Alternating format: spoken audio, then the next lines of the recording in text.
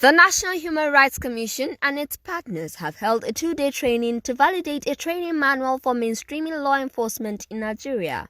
The Executive Secretary of the Commission, Mr. Tony Ojukwu, while welcoming participants, said the development of a training manual was part of a larger project to strengthen police reform in Nigeria.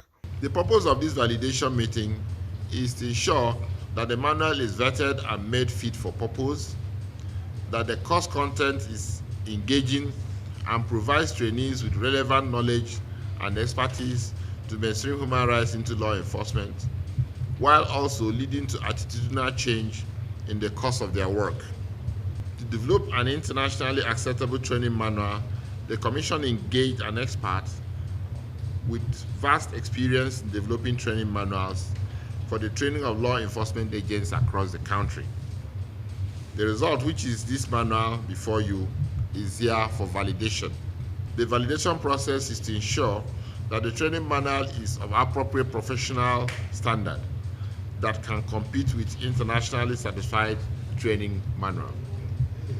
Once validated, the manual in the first instance will be deployed to train police personnel in 9 states across the 6 geopolitical zones and subsequently become a resource for other training activities of law enforcement officers.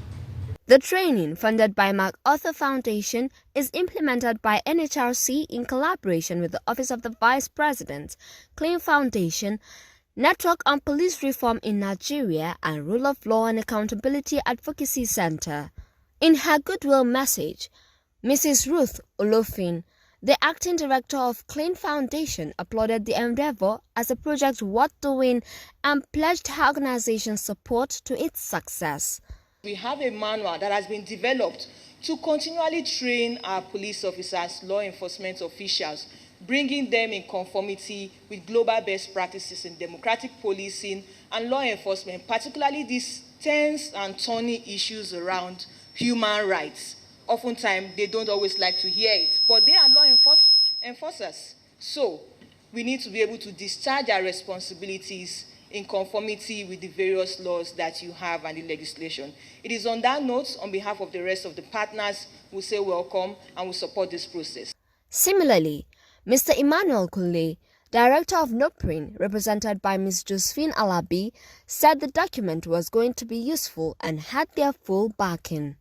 We believe that this validation process is very crucial, and at this moment, we believe that this particular document that we are here to look at is really going to be very useful